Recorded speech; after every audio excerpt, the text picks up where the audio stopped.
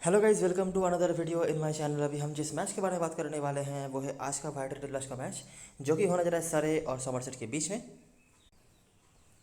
तो ये मैच होने जा रहा है केरिंगटन ओवल, जो कि सरे का घर है, जो कि जहाँ पे हमने आखिरी 3 में से सिर्फ 2 मैच कैंसिल हो गए थे। आखिरी मैच हुआ था, लेकिन वहाँ पे कुछ चीज़ें हमने ऑब्जर्व करा हुआ था, जो शायद अगर आप वैसे देखेंगे कि स्कोरबोर्ड वगैरह देखेंगे तो आपको शायद दिखेगा नहीं। लेकिन कुछ चीज़ें हुई थी, जैसे कि हमने उस मैच की वीडियो में बताया हुआ था कि एसएस उतनी अच्छी टीम नहीं है, सरे का स्पिन काफ़ी डोमिनेट करता है, जो हमने एक बार तो मैच जिस में कंप्लीट भी हुआ था वहाँ पर भी देखा हुआ था। लेकिन उस मैच में ऐसा कुछ हुआ नहीं था वैसे। तो ये रीज़न क्यों है, जो पूरी तरीके से हिस्ट्री के अगेंस्ट ही चला गया। एकमात्र विकेट जो सरे की तरफ से मिला था, डैन मोरियार्टी जो स्पिनर थे, मतलब एकमात्र विकेट जो स्पिनर को मिला था वो भी बहुत मुश्किल से मिला था। ऐसा क्या हो गया? ठीक है। ये ऑब्जर्वेशन मैंने 1-2 साल पहले से ही रखा हुआ है कि जब भी इस ग्राउंड पे बारिश होते हैं, ठीक है, तो आपको पता ही होगा, अगर आप थोड़ा बहुत क्रिकेट फॉलो करते हैं तो बारिश का मतलब यही होता है कि पिच आप कवर करके रखते हैं, लेकिन मोस्टली आउटफील्ड भीगा ही रहता है।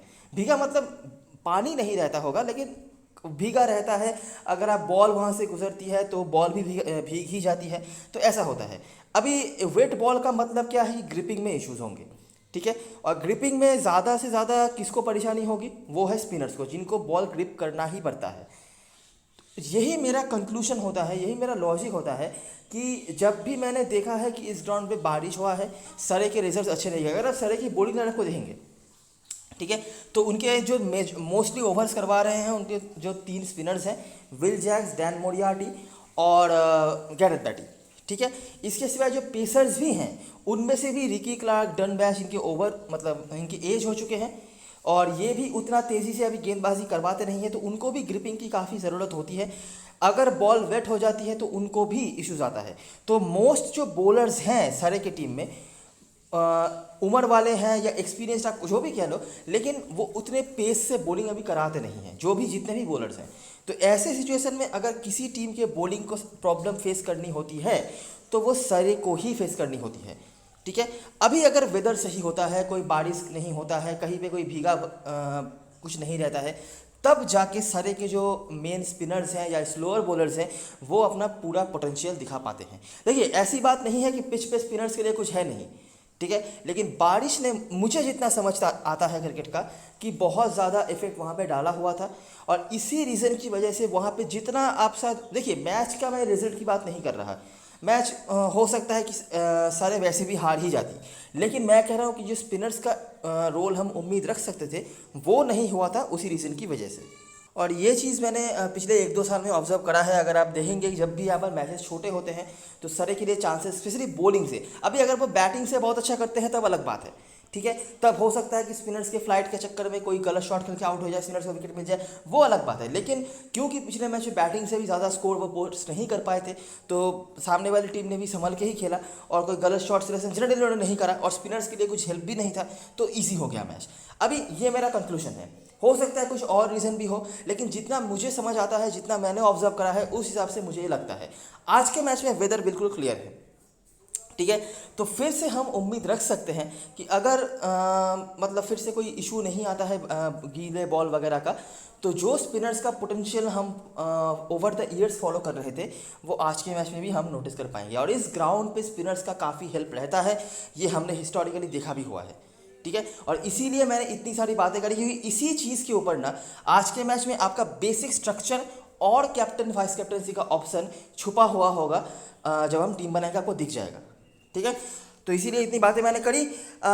कल का दिन भी काफ़ी अच्छा गया है, आई होप सभी ने विन करे होंगे, कॉन्ग्रेचुलेसन सभी को। आगे बढ़ते हैं। वेदर क्लियर है, जैसे मैंने बताया। आखिरी 5 मैचों की बात करें तो समरसेट यहाँ पर आगे है 3-2 से, ठीक है। माफ़ करना, समरसेट यहाँ पर पीछे है। आखिरी मैच जो सर ने जीता था उसके बाद वो आगे हो गए हैं 3-2 से। अभी देखते हैं जब ये दोनों टीमें आमने सामने होती हैं तो क्या होता है। हम स्टार्ट करते हैं 2018 से, ठीक है। तो यहाँ पर 10 ओवर का मैच हो गया था। समरसेट ने यहाँ पर बना था 99। जो करंट स्कोर पेपर से आपको दिख जाए वो है ग्रेगोरी और रिकी क्लार्क। रिकी क्लार्क का रोल पहले अलग होता था, ठीक है। बैटिंग तो थोड़ी सी वो कर ही लेते हैं, ये आपने आखिरी मैच में देख ही लिया होगा। अभी उनको काफ़ी नीचे बैटिंग मिलती है, बॉलिंग भी ढंग से नहीं मिलती है, क्योंकि काफ़ी सारे नए प्लेयर्स को टीम ने रखा हुआ है। लेकिन पहले इनको प्रॉपर ऑलराउंडर की तरह यूज़ किया जाता था। सामने बैटिंग सरे ने यहाँ पर चेस कर लिया था इजीली, जिसको लीड किया था, जिस नहीं अवेलेबल नहीं है, बैटअप अभी अवेलेबल नहीं है। अगला मैच ये है टॉन्टन में और यहाँ पर मैच पूरा हुआ है। सर ने यहाँ पर बनाया था 176, जो निहायत ही बुरा स्कोर नहीं है। ये मैच सर ने जीता था, जो आप देख सकते हैं ओवर में हुआ था। मैच भले ही छोटा हुआ हो लेकिन रिजल्ट सर के सपोर्ट में गया है, ठीक है। अच्छा, ये मैच हुआ था टॉन्टन में। सर ने यहाँ पर बनाया था 176, जहाँ पर आपको जैक दिख जाएंगे, रिकी क्लार्क फिर से आपको दिख जाते हैं टॉम करंट के साथ, और बॉलरों में से ग्रेगोरी के जो करंट स्क्वाड में अवेलेबल है। बॉलिंग में अभी आपको बैटी फिर से दिख जाते हैं, बाकी कोई यहाँ पर अवेलेबल नहीं है। वापस से हम आ गए टॉन्टन में, वापस से सर ने यहाँ पर अच्छा स्कोर खड़ा किया। इस बार कोई अवेलेबल नहीं है करंट स्क्वाड मेंबर्स में से, सिर्फ वॉलर के आपको विकेट्स दिख जाते हैं। सॉमरसेट ने यहाँ पर भी अच्छी बैटिंग करी और चेस कर लिया बैंटन। और 2019 और टॉन्टन का ये जो ग्राउंड है, ये हमेशा ही एक अलग कॉम्बिनेशन तैयार करता था, जो मैं पहले ही बता चुका हूँ। तो वो है यहाँ पे, साथ में बाइडॉम और हिलरत के स्कोर्स। बैटी का फिर से यहाँ पर एक विकेट। चौथा मैच और आखिरी मैच जो इन दोनों टीमों के बीच में इस ग्राउंड पे हुआ है, ऊपर भी आपने देखा था जो 10 ओवर का मैच हुआ था वो सरे जीती थी, यहाँ पर वापस से सरे जीत गई। तो दोनों मैच जो सॉमरसेट जीती है बीच में, वो अपने घर पे जीते हैं, ठीक है। और हाई स्कोरिंग एनकाउंटर्स रहे हैं टॉन्टन में, जैसा हमेशा रहता भी है। सरे में जो मैच मतलब ओवल में जो मैच हुआ था पहला मैच, वहाँ पर 10 ओवर में 99 बने थे, जो चेस हो गया था, वो भी आप कह सकते हैं लगभग हाई स्कोरिंग ही था। यहाँ पर मैच पूरा हुआ, सॉमरसेट ने बनाया था 157। बैंटन आपको फिर से देख रहे हैं, और 2019 में बैंटन कुछ अलग लेवल पे खेलते थे, ये मैं कई बार बता चुका हूँ, बार बार बताने की जरूरत नहीं है। बैटी आपको वापस से यहाँ पर देख रहे हैं जॉर्डन क्लार्क के साथ। सर ने चेस कर लिया लेकिन करंट स्क्वाड में कोई अवेलेबल नहीं है। भंडमवा यहाँ पर अच्छा रिकॉर्ड होल्ड करते थे लेकिन वो भी अवेलेबल नहीं है।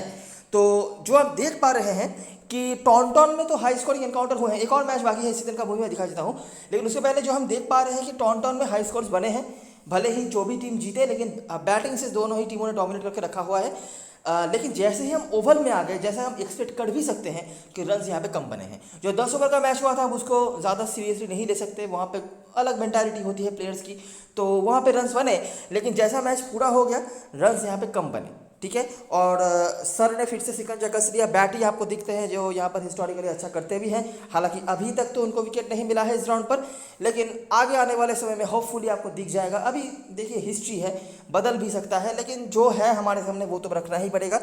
बाकी यही कुछ चीज़ें हैं। और इस सीजन में जो मैच हुआ था वो भी टॉन्टन में हुआ था, वापस से रन्स बने जैसा आप एक्सपेक्ट कर सकते हैं।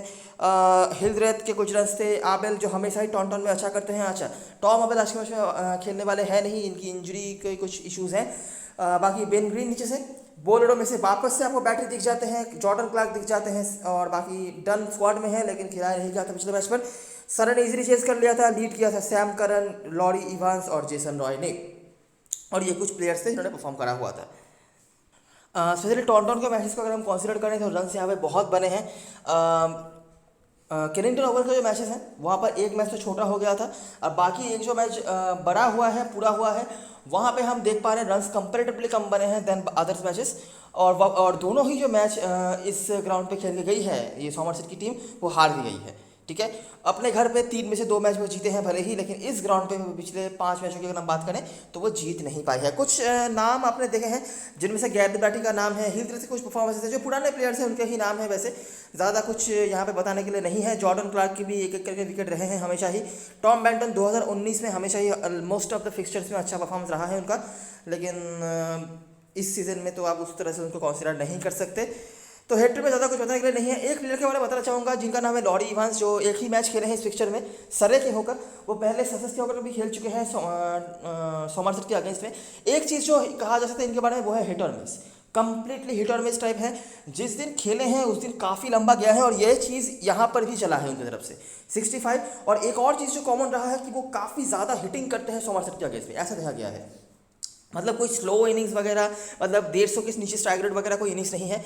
जहाँ पे आए हैं वो हिटिंग करा है उन्होंने, और 10-15 के ऊपर जब भी वो टोटल गया है उनका, वो काफ़ी लंबा खींच गया है। 96 एक हाईएस्ट स्कोर भी रहा है उनका अगेंस्ट सॉमरसेट। ऑफकोर्स इस ग्राउंड पे उन्होंने कभी भी नहीं खेला है सॉमरसेट के अगेंस्ट में। जब वो ससेक्स के होकर खेलते थे तब होबे जो उनका घर हुआ करता था, वहाँ पे उन्होंने खेला है। टॉन्टन में भी उनके रिकॉर्ड्स अच्छे रहे हैं। इस ग्राउंड पे अभी तक नहीं खेला है, ठीक है। और कॉम्प्लीटली हिट और मिस टाइप खेले हैं, ये ही बताने लायक था। और लॉरी इवांस पिछले मैच में नहीं खेले थे, कुछ पेट खराब वगैरह कुछ था, तो जो भी हो होपफुली वो आज के मैच में खेल लेंगे। अभी तो ये है कुछ हेड टू हेड की बातें जो हेड टू हेड से बताने लायक था। आई होप आपने देख लिया होगा। इस ग्राउंड से रिलेवेंट जो चीज़ें हैं वो ज़्यादा मतलब आपके लिए वैल्यूएबल हो सकता है, तो उनको ही ज़्यादा कॉन्सिडरेशन हम करेंगे। कुछ नाम हमने नोटिस करे हैं, बाकी तो ज़्यादा कुछ बताने के लिए नहीं है। ग्राउंड के बारे में बातें करते हैं। हेड टू ग्राउंड में तो जैसे मैं हमेशा कहता हूँ कि रन्स यहाँ पे बहुत ज़्यादा नहीं बनते हैं। 160 से 170 यहाँ पर विनेबल टोटल माना जाता है। स्पिनर्स यहाँ पर जनरली खाली हाथ नहीं जाते हैं, ठीक है।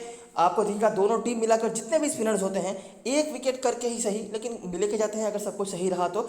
बहुत ही रेयर आपको देखने को मिलता है कि यहाँ पर 180 190 बने, अगर बीच में कोई बहुत ही बड़ा इनिंग्स कुछ खेल दे तो, नहीं तो यहाँ पे रन्स बनना थोड़ा मुश्किल ही है। और यहाँ पे 160 170 भी इजीली डिफेंड हो भी जाता है। हम आगे देखते हैं। तो देखिए 159 यहाँ पर बना। आपको करंट स्कोर मेंबर्स में से दिख जाएंगे मोडियाटी भले ही एक स्पिनर है, लेकिन ये कंडीशन मुझे पता नहीं, इनको उतना भाव नहीं देता नहीं है। दूसरे ग्राउंड्स पे वो जितना अच्छा करते हैं इस ग्राउंड पे उतना अच्छा नहीं। विकेट भले ही निकाले, लेकिन जो डोमिनेशन आपको दूसरे ग्राउंड्स पे दिखता होगा मोडियाटी का हिस्टोरिकली, स्पेशली पिछले सीजन की मैं बात कर रहा हूँ क्योंकि पिछले सीजन में ये खेलने आए थे, उतना ज़्यादा हमें दूसरे ग्राउंड्स पे देखने को नहीं मिलता है। लेकिन जो भी हो, बाकी ये कुछ बॉलर्स हैं जिनमें डन करंट स्कोर में अवेलेबल है, लेकिन खिलाया नहीं गया था पिछले मैच पर। देखते हैं आज के मैच में इनको खिलाया जाता है या नहीं। सर ने चेस कर लिया, लीड किया किसने, लॉरी इवांस ने, साथ पेसर्स के विकेट्स। अगला मैच 165, आपको जैक्स दिख जाते हैं। हिस्टोरिकली इस राउंड पे हमेशा इफेक्टिव होते हैं। पिछले मैच में अगर नोटिस करा होगा 3 ओवर उन्होंने बॉलिंग कराया था, भले ही विकेट नहीं निकाल पाए, लेकिन मेरे ख्याल से इकोनॉमिकल भी ठीक ठाक ही थे। 3 ओवर बॉलिंग उन्होंने कराया हुआ था और उम्मीद रख सकते हैं आप कि आज के मैच में 3 से 4 ओवर उनकी बॉलिंग कहीं नहीं जा रही है। और अगर सब कुछ सही रहा कंडीशन वगैरह, तो विकेट्स मिलना भी बहुत दूर नहीं रहेगा इनके लिए। बाकी रिकी क्लार्क के यहाँ पर एक विकेट है। सारे ने चेज कर लिया रन्स को, 5 गेंद रहते। विल जैक्स के रन्स भी थे ओवरटर्न के साथ। और लेग स्पिनर, जैसे मैं कहता हूँ कि स्पिनर्स में तो लेग स्पिनर आते ही हैं, उनके यहाँ पर विकेट्स हैं। उसके बाद यह केंट और एसेस का मैच हुआ था जहाँ पर बहुत बड़ा स्कोर खराब कर दिया था केंट ने, जो कि ऑफकोर्स चेस होना था नहीं। स्पिनर्स यहाँ पर विकेट लेके जा रहे हैं। उसके बाद एसेक्स और सरे का मैच 143, बॉर्थविक जो लेग स्पिनर है, बाकी ये कुछ पेसर्स के विकेट हैं। और जेमी स्मिथ, जिनको पिछले मैच पर तो हमने इतना तो समझ दिया है कि जेमी स्मिथ को अभी प्रॉपर मौके मिलने वाले हैं।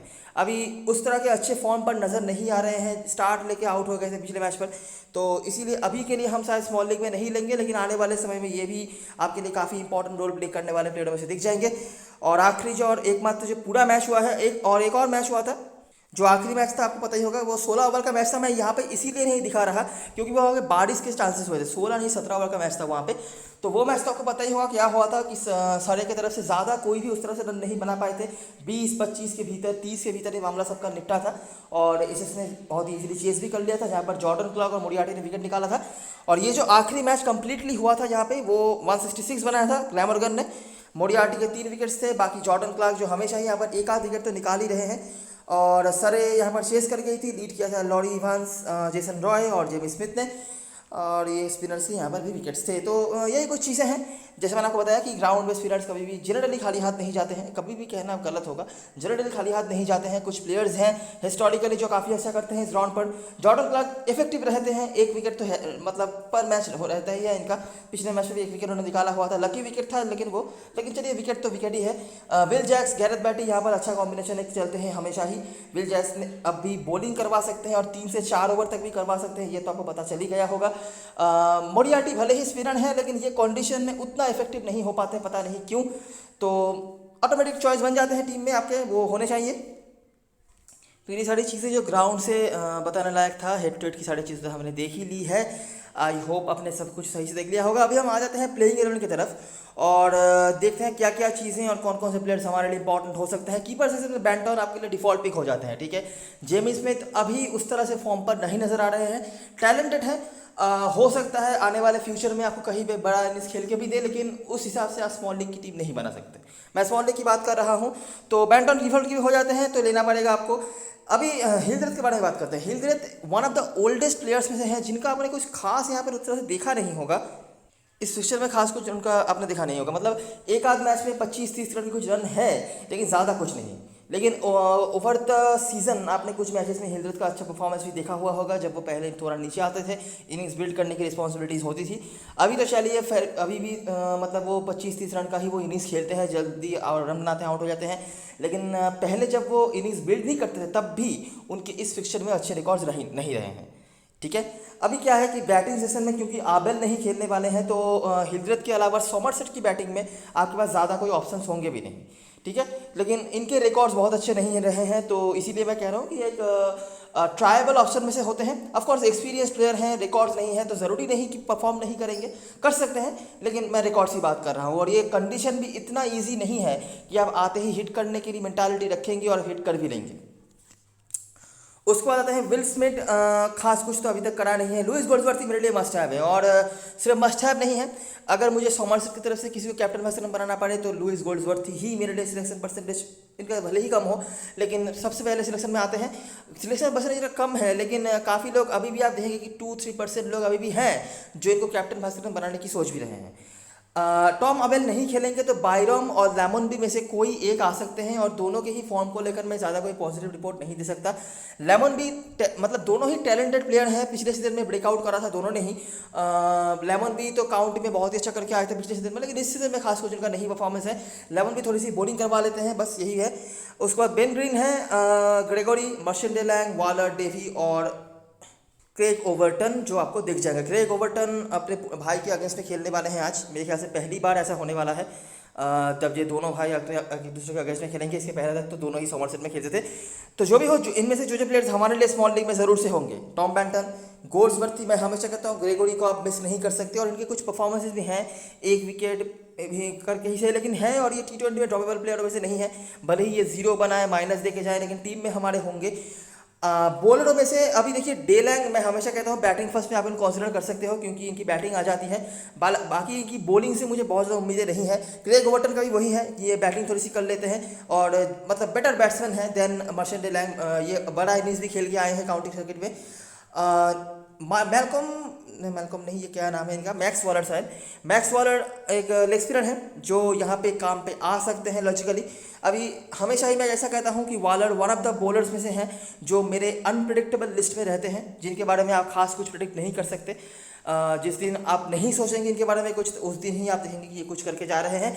पिच में इनका हेल्प हो सकता है, ठीक है, थोड़ा सा फास्टर है देन लेग स्पिनर, मतलब जिस तरह से ऑर्थोडॉक्स लेग स्पिनर्स बॉलिंग कराते हैं, थोड़ा सा फास्टर बॉलिंग कराते हैं मैक्स वॉलर, तो यही एक दिक्कत हो सकता है।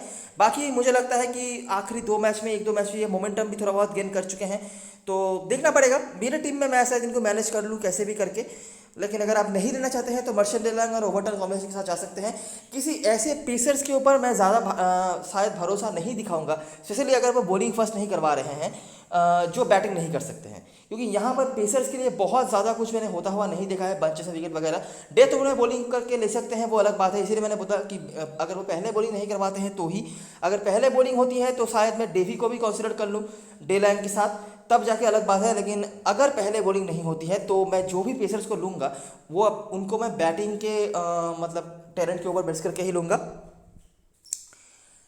सरे की तरफ से बात करें तो आमला, विल जैक्स फिर से ओपनिंग करेंगे। देखिए आमला के रिकॉर्ड्स अच्छे नहीं है, मैंने उस वीडियो में बताया हुआ था, शायद जीरो नहीं बनाएंगे, लेकिन रिकॉर्ड्स अच्छे नहीं है इस ग्राउंड पे, ठीक है। मतलब एक आध इनिंग्स में शायद उनका कुछ रन्स आपको दिख भी जाए, लेकिन 4 आउट ऑफ 5 मैचेस में तो ये फेल ही हुए हैं इस ग्राउंड पर। उसके बाद लॉरी इवांस, अगर सब कुछ सही रहता है तो यही आएंगे और हमारे टीम में भी रह जाएंगे। हिट और मिस है, लेकिन कब हिट होंगे बता नहीं सकते हम, तो रखना पड़ेगा टीम में। जेमी स्मिथ सही जगह पे इनको यूज़ तो किया गया था, मल्टीपल टीम्स बना रहे हो तो इनको कंसिडर करके रखना। स्टार्ट लिया था पिछले मैच पर, लेकिन खास कुछ कर नहीं पाए थे, और उनके फॉर्म को लेकर भी बहुत कंसिस्टेंटली नहीं नजर आए हैं। लेकिन हाँ, टैलेंटेड प्लेयर है, किसी भी दिन आपको दिख जाएगा कि अब काफ़ी बड़ी इनिंग्स खेल रहे हैं, जब शायद ही लोग इनकी तरफ उतना कंसिडरेशन देंगे। रॉडी बर्न्स एक और प्लेयर जिनके रिकॉर्ड्स इस ग्राउंड पे अच्छे नहीं रहे हैं, जब मैंने बताया हुआ था, पिछले मैच में 2 रन बनाकर आउट हो गए थे। उसके बाद जेबी ओवर्टन अपने पुराने टीम के अगेंस्ट में खेलने आने वाले हैं, ठीक है। बॉलिंग मिलेगी या नहीं पता नहीं, मिलना तो चाहिए नहीं, शायद एक ओवर ही हार्डली मिल जाए, लेकिन अपने पुराने टीम के अगेंस्ट में ये खेलने आने वाले हैं। प्रॉब्लम एक ही है कि ये बैट्समैन नहीं है, बॉलर भी प्रॉपर नहीं है, 15-20 गेंद शायद खेले मैक्सिमम बैटिंग से, तो इसीलिए स्मॉल लीग में इनको किसी भी तरीके से कंसिडर कर पाना मुश्किल होगा। अगर बॉलिंग कम से कम 2 ओवर करवाते तब आप सोच भी सकते थे। तो बड़ी लीग में इनके लिए आप कुछ कर सकते हैं। डन बैच पिछले मैच में खेले थे, कुछ भी खास इफेक्ट नज़र नहीं आया था। उसके बाद डन है, अगर टीम चाहे तो यूज़ कर सकती है। ये स्लॉट है ना जहाँ पर मुझे काफ़ी वीकनेस नज़र आ रहा है, मतलब जिसको भी टीम खिला रही है ना ही ढंग से खिला पा रही है और ना ही वो कुछ काम पे आ रहे हैं। परफॉर्मेंस दोनों का ही अच्छा रहा है लोअर डिवीजन क्रिकेट में, लेकिन यहाँ पे आके खास कुछ किसी ने करा नहीं है। उसके बाद जॉर्डन क्लार्क, वैसे भी अभी काफ़ी लोग उनको ले रहे हैं और आपके लिए भी काफ़ी इंपॉर्टेंट प्लेयर हो जाते हैं। बैटिंग इनको सही जगह में मिल जाती है और बॉलिंग भी इनको सही जगह में मिल जाती है, इवन डेथ ओवर में बॉलिंग भी दी जाती है इनको। गैरेथ बैटी को मैं फिर से अपने टीम में लेना चाहूँगा। इवन ऊवर मोरियार्टी रिकॉर्ड्स इनके हेड टू हेड में अच्छे हैं। देखते हैं कितने दिनों तक गैरेथ बैटी हमें नाखुश कर पाते हैं। आपको लेना है ले सकते हो, नहीं लेना है तो भी दिक्कत वाली बात नहीं होनी चाहिए। मेरे ख्याल से कोई भी मुझे नहीं लगता उस तरह से कॉन्सिडरेशन में लाएगा गैरेथ बैटी को, लेकिन हमारे टीम में ये होंगे अभी भी। रिकी क्लार्क उसके बाद हैं मोरियार्टी के साथ। मोरियार्टी को तो आप रख ही लोगे, रिकी क्लार्क को मैनेज कर पाना थोड़ा मुश्किल है। बॉलिंग भी इनको ढंग से नहीं दी जा रही है। पिछले मैच पर तो मेरे ख्याल से एक ही ओवर दिया गया था और बैटिंग भी काफ़ी नीचे आ रहे हैं। अगर 25-30 रन भी बना देते हैं वो भी विकेट के अलावा और ऑलराउंडर सेक्शन में होते हैं तो दिक्कत हो सकता है इनको लेने में। बेंच पे ऋषि पटेल या रायन पटेल, क्या नाम है इनका, ये हैं। अगर टीम चाहे यूज़ कर सकती है किसी एक बॉलर के जगह पर, क्योंकि बॉलिंग तो वैसे भी अच्छी हो नहीं रही है। इन्होंने बैटिंग बॉलिंग दोनों से ही कंट्रीब्यूट करके रखा हुआ है लोअर डिवीजन क्रिकेट में, लेकिन प्रॉब्लम यही है कि बैटिंग हैंड ज़्यादा अच्छा है और बैट्समैन जिनके पास काफ़ी अच्छे हैं ही वैसे भी। कैप्टन फर्स्ट चॉइस की बात करें तो समरसेट के होकर बैंटन ग्रेगोरी के आसपास लोग जाएंगे जब लोग देखेंगे आबेल नहीं खेल रहे हैं। उसके बाद गोड्सवर्थी और डे लैंग, स्पेशली बैटिंग फर्स्ट में इनके ये हमेशा ही कॉन्टेंशन में रहते हैं। रिस्क लेना है तो वालर और हिल्ड्रेथ के साथ जा सकते हो। हिल्ड्रेथ खास कुछ रिकॉर्ड यहाँ पे होल्ड नहीं कर रहे हैं और ये कंडीशन इतना इजी नहीं है जितना मैंने ऑब्जर्व करा कि आप आके ही हिट कर पाओगे। आखिरी मैच पर भी आपने देखा होगा एसेक्स भले ही जीती है, लेकिन ऐसा कोई भी आपने देखा नहीं होगा कि आते ही कोई हिट कर रहा हो। वो तो फिर भी मतलब वेदर ख़राब था, बॉलर्स को हेल्प नहीं मिल रहे थे, फिर भी तब। और अभी तो चलिए वेदर भी सही है, स्पिनर्स का आप शायद डोमिनेशन भी देख लो, तो यहाँ पर तो और भी इश्यूज बन सकते हैं। सारे की तरफ से जैक्स और इवांस आपको दिख जाएंगे सेफ पिक में। उसके बाद रॉडी बर्न्स और अमला जीरो बनाए, कुछ भी करें, लेकिन हमेशा ही कैप्टन फैसर के ऑप्शन में रखेंगे लोगों के। लेकिन इस ग्राउंड पे मैं शायद कैप्टन फैसर नहीं बनाऊँ, टीम में ऑफकोर्स रखना ही पड़ेगा इनको। और उसके बाद बैटी मोरियार्टी में से कोई एक और जॉर्डन क्लार्क काफ़ी अच्छे कॉन्टेंशन में आ जाते हैं जिस तरह से टीम को यूज़ कर रही है। गेडिश अगर खेलते हैं, चांस कम है अगर लॉडी इवांस वापस आ जाते हैं तो। गेडिश अगर खेलते हैं तो आप इनको मतलब कंसीडर कर सकते हो। पिछले मैच पर भी ठीक ठाक कर रहे थे, तब उस मैच में तो चलिए पूरी टीम ही कोलैप्स कर गई थी, लेकिन थोड़ा बहुत इन्होंने पोटेंशियल दिखा के रखा हुआ है। होपफुली आगे आने वाले समय में ये भी कुछ अच्छा ही करेंगे। तो ये रही सारी चीज़ें और सारी एनालिसिस। अभी एक बार देख लेते हैं ड्रीम 11 की टीम। तो मैंने ऐसा एक टीम यहाँ पे बना कर रखा है जो इनिशियली काफ़ी रिस्की लग रहा होगा आपको, लेकिन अगर आप सही से देखेंगे तो आपको दिखेगा कि बैट्समैन सेक्शन में एक ही प्लेयर है जिनको लोग ले सकते हैं सोमरसेट की तरफ से। मैं ये स्मॉल लीग की टीम दिखा रहा हूँ, ठीक है। तो सोमरसेट की तरफ से अगर हम बैट्समैन में ढूंढने जाएंगे तो हमें मिलेगा सिर्फ हिल्ड्रेथ, जिनको लोग ले सकते हैं, ठीक है। लेकिन उनके कुछ खास रिकॉर्ड्स यहाँ पे नहीं है और मैं रिस्क ले रहा हूँ कि उनका 30 रन मतलब हार्डली 50 पॉइंट तक ही हो अगर, तो उसका मैं रिस्क ले रहा हूँ। क्योंकि देखिए लॉरी इवांस, हाशिम अमला, विल जैक्स, ये तीनों ही सबकी टीम में होंगे, इसको लेकर प्रॉब्लम नहीं है। लोग कहाँ पे काम कर सकते हैं, ये जो ऑलराउंडर सेक्शन में ग्रेगोरी और गोड्सवर्थी हैं यहाँ पे, ठीक है। ग्रेगोरी को शायद कुछ लोग ले, कुछ लोग नहीं है। गोड्सवर्थी मुझे लगता है मेजॉरिटी ऑफ द जनता नहीं लेने वाली है, परसेंटेज इनका कम ही है। लेकिन अगर आप देखेंगे तो कैप्टन हसन काफ़ी लोग बना रहे हैं, मतलब काफ़ी लोग इनके बारे में जानते हैं जो पहले से वो ही होंगे ये। लेकिन अभी भी मुझे लगता है कि स्मॉल लीग में 80% जनता नहीं लेने वाली है, ठीक है। रिस्क मैंने और भी लिया है, रिस्क मैंने यहाँ पर बॉलिंग सेक्शन में लिया है। मोरियार्टी को तो सेफ है ही गैरेथ बैटी के ऊपर, और ये जो दोनों ही बॉलर्स हैं इन दोनों को ही शायद कोई नहीं ले। इनके जगह पर लोग ले रहे हैं कि इसको मर्शन डे लैंग और डेवी को, जॉर्ज डेवी को, ठीक है। डेवी पेसर हैं, बैटिंग से मुझे कुशन नहीं देंगे और इस ग्राउंड पे मैं पेसर्स को प्रायोरिटी नहीं दूंगा अनलेस वो पहले बॉलिंग करें। ध्यान से सुनना, अगर वो पहले बॉलिंग कराते हैं तो मैं ज़रूर से कंसिडर कर सकता हूँ, लेकिन अगर मतलब वो चेजिंग वगैरह में आ रहे हैं तो शायद मैं नहीं लूँगा। ओवरटन मुझे बैटिंग से क्वेश्चन दे देंगे, सेम है डे लैंग से अगर हम कंपेयर करेंगे तो, लेकिन ओवरटन कंपैरेटिवली बेटर प्लेयर हैं तो इसीलिए, और इंटरनेशनल कैलिबर भी ब्रिंग करते हैं। बाकी ये लाइक टू लाइक चेंज हो सकता है आपके लिए, और वालर इस ग्राउंड पे इफेक्टिव हो सकते हैं, इसीलिए मैंने लिया है। आप सिंपली क्या कर सकते हो, इन दोनों की जगह पर सेव दो बॉलर्स को रख सकते हो। गैरेथ बैटी के ऊपर मैं फिर से चांस ले रहा हूँ और इस ग्राउंड पर जब तक मैचेस होते रहेंगे मैं चांस लेता रहूँगा। अभी आपके ऊपर है, अगर आप सेफ जाना चाहते हो गैरेथ बैटी को हटा के आप भी डे लैंग को ले सकते हो, ठीक है। और यहाँ पर तो मोरियार्टी है ही। ज़्यादा बॉलिंग ऑप्शन मुझे यहाँ पर दिख नहीं रहा है सरे की तरफ से। बॉलिंग फर्स्ट में आप कोशिश कर सकते हो कि आप डन बैश या जो खेलेंगे, अगर मैट डन वगैरह कोई खेले तो आप उनकी तरफ जाओ भी, लेकिन मुश्किल होगा क्योंकि ये उतना अच्छा कर नहीं पा रहे हैं और टीम भी इनको सही से इस्तेमाल नहीं कर रही है। तो इसीलिए मैंने छोटी लीग में ज़्यादा मतलब अनयूजुअल या अनएक्सपेक्टेड रिस्क कोई नहीं लिया है, बिल्कुल स्ट्रेट फॉरवर्ड ही बस लॉजिकल कुछ चेंजेस करे हैं, ठीक है। कैप्टन हमेशा ही मैं कहता हूँ केरेंटन ओवल में विल जैक्स ही होंगे, चाहे वो कुछ भी करें। और आपने देखा होगा कि 3 ओवर की बॉलिंग उन्होंने कराई हुई है और आज के मैच में ये नंबर ज़्यादा भी हो सकता है, वैसे तो फिर भी छोटा हो गया था पिछले मैच पर, तो 4 ओवर की बॉलिंग एक हो सकती है। वाइस कैप्टनसी के लिए आप लॉरी इवांस के साथ जा सकते हो, लेकिन ये थोड़े से हिट और मिस टाइप है, ठीक है, इस फिक्चर में ऐसा देखा गया है, जिस दिन खेलता है काफ़ी लंबा गया है, नहीं तो काफ़ी नीचे। इस ग्राउंड में भी वैसा ही है, मतलब हाशी मामला रॉडी बर्न्स से तो बेटर परफॉर्मेंस रहा है, नहीं तो उतना ज़्यादा इतना भी अच्छा नहीं कि आप कह सकें कि नहीं बहुत कंसिस्टेंटली कुछ करा होगा। सेफ जाना है, आपको देखना है कुछ ऐसा ऑप्शन जो आपके लिए ठीक ठाक जगह पर बैटिंग भी आ जाए और स्पिन बॉलिंग का ऑप्शन प्रोवाइड करे, तो ये ऑप्शन आपके लिए प्रोवाइड कर सकते हैं गोल्ड्सवर्थ। रिस्क होगा लेकिन मुझे लगता है लॉजिकल है, और इनके टैलेंट को लेकर मुझे कभी भी डाउट था भी नहीं, अभी भी नहीं है। आने वाले समय में आपको ये बहुत लोगों के कैप्टन वाइस कैप्टन भी होते हुए दिख जाएंगे, अभी नहीं तो शायद आने वाले दिनों में सही, लेकिन हो जाएंगे। ठीक है, तो स्मॉल लीग के लिए अगर आपको सेफ जाना है तो जैक्स और गोल्ड्सवर्थ, रिस्क लेना है तो लॉडी बास के साथ जा सकते हो आप, नहीं तो जॉर्डन क्लार्क भी एक सही ऑप्शन है क्योंकि इनको भी टीम सही से इस्तेमाल करती है। ठीक है, बाकी कुछ प्लेयर्स पर रिस्क लिया है, अगर आप चाहो तो उनके ऊपर भी आप कंसीडर करके सेफ जा सकते हो, ये डिसीजन आपके ऊपर है। बड़ी लीग में या मल्टीपल टीम्स बना रहे हो तो एक आध टीम में जेमी स्मिथ को कंसीडर करके रखना, इनको सही जगह पर बैटिंग मिल जाती है, टैलेंटेड है, फॉर्म का थोड़ा इशू है बस, इसीलिए मैं इनिशियल नहीं ले रहा। ठीक है, तो यही सारी चीज़ें, सारी एनालिसिस वीडियो अगर पसंद आया हो तो लाइक ज़रूर करना, सब्सक्राइब करना चैनल को, टेलीग्राम चैनल पे ज़रूर ज्वाइन हो जाना क्योंकि लास्ट में सारी अपडेट्स वगैरह वहीं पे आती हैं। तब तक के लिए best luck for this match and goodbye for now.